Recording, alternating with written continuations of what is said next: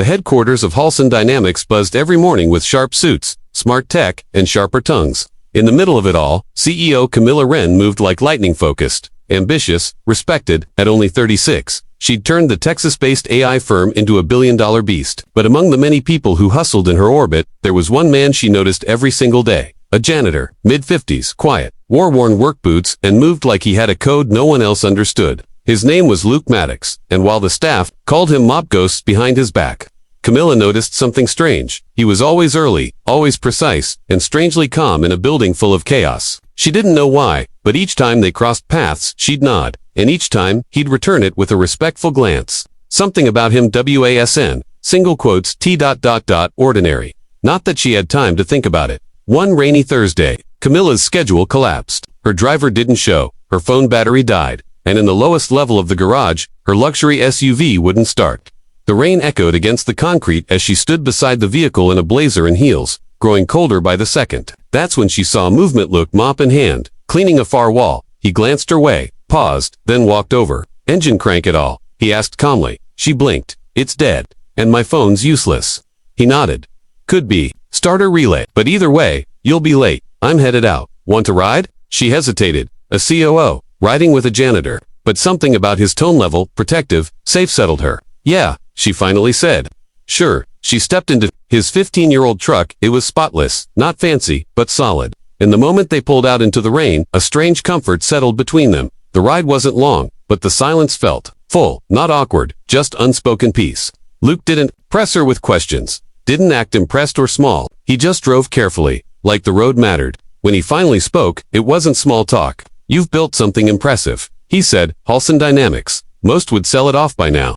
She looked at him, surprised. You follow the company? He offered a faint smile. I read, I listen. That was the first time Camilla wondered if she'd misjudged who he really was. Over the next few weeks, things shifted. She'd occasionally find herself grabbing coffee alone in the break room, and Luke would be there, mopping or fixing a leak. She began staying a minute longer just to talk. And one day, over 2 cups and a broken espresso machine, she realized she was smiling. Like actually smiling, not for press, not for performance, just real. Rumors started. Of course, interns whispering about the CEO and the janitor. Camilla ignored it. Luke didn't seem to care. Their conversations deepened. Purpose. Peace. One evening, as she left late, she found him fixing a broken sink in the staff kitchen. You always do more than required, she noted. Is that just your style? He looked up with that steady gaze. If something's broken, and you know how to fix it, you fix it. Doesn't matter who notices.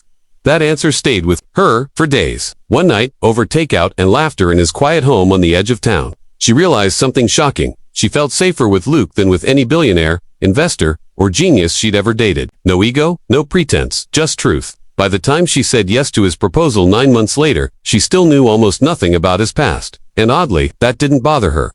They married quietly, courthouse, no press, just a simple ring, and a lunch date after. Her board didn't know. Her staff only whispered. But Camilla didn't care. Luke never made her feel smaller, never tried to impress or overpower her. In a world of power plays and hostile takeovers, she found one man who didn't want anything from her except presence. Her world slowed down. When she was with him, he'd tell her simple things, like, don't forget your umbrella, or, you look tired, take a break. She began noticing how he moved, his precision, his alertness, the way he always positioned himself facing exits. He never flinched at sudden noises. One day, she asked playfully, were you a bodyguard in another life? Luke smiled faintly. Something like that. She laughed it off. But something in his tone felt like more than a joke. Still, she didn't ask. Some stories revealed themselves in time.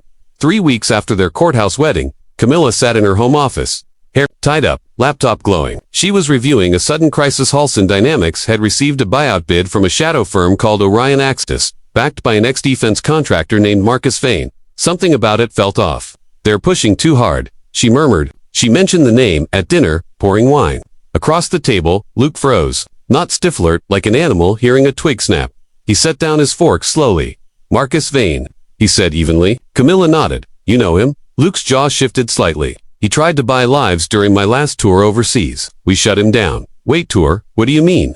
Luke stood quietly, walked to the hallway, opened a hidden drawer, and returned with a black case. Inside was a worn Special Forces badge, a faded patch that read, Delta Force, Tier 1, and a military ID. Camilla gasped.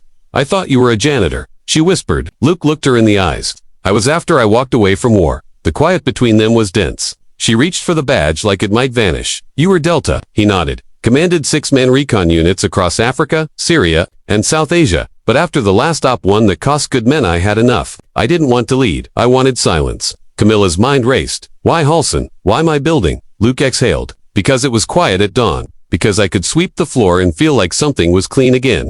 Because no one expected me to lead anything there. Her eyes welled up not from fear, but awe. She had married a man whose silence wasn't emptiness, but discipline. And now that same past might protect her from the danger knocking on her boardroom door. The next morning, Camilla briefed her board on the Orion Axis threat. A few directors scoffed. It's a bluff play, one said. Another grinned. We've handled VCS like this before. But Camilla had already passed Luke's files, sanitized and redacted through her legal counsel. He'd flagged off the record movement from shell firms connected to Vane. It wasn't a bluff. That night, Luke made one encrypted call. 2 hours later, a black SUV with military plates arrived outside their home. A man in a suit greeted him with Commander Maddox. Camilla stood in shock as Luke calmly accepted a folder and returned inside. They're watching Vane's moves now, he told her. If he blinks, they'll know. And you? She asked. Luke smiled faintly. I never stopped watching. I just stopped reacting. In the span of one evening, her janitor husband had outmaneuvered an international threat before the board even believed it was real. Days later, Vane's attempted stock acquisition fell apart. Federal scrutiny slammed his shell firms.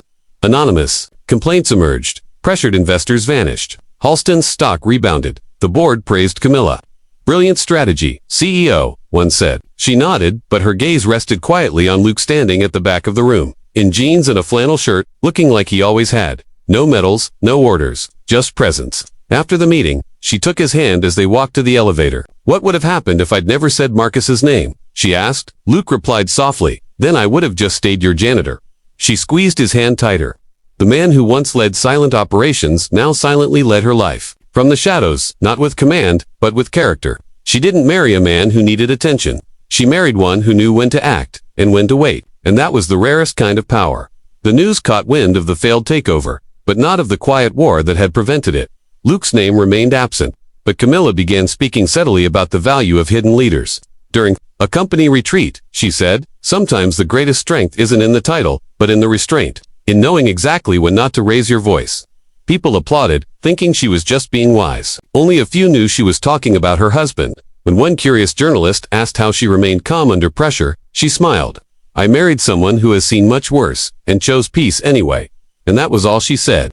She never needed to reveal Luke's past. He'd already changed her future. As for Luke, he still woke early, still cooked breakfast like he did on base, still cleaned without anyone asking. The only difference was, she now watched him with different eyes. One Saturday morning, Camilla found Luke in the garage, building a wooden bench. For who? She asked. For you, he replied, so you can sit out here while I work. She laughed, sat beside him, anyway. Do you miss the old life? She asked quietly. Luke thought, sometimes I miss the brothers. But not the noise. I like this now, sawdust and quiet. She leaned her head on his shoulder. And me, he smiled. You're the only mission that ever mattered. They didn't need fireworks or press to feel something big had shifted. In a world obsessed with titles and resumes, Camilla had married a man with neither yet, who held more experience, more strength, and more honor than anyone she'd ever met. And she knew, if the world ever tried to break her again, her janitor wouldn't just mop the floor, he'd stand up, quietly, and end the war before it began.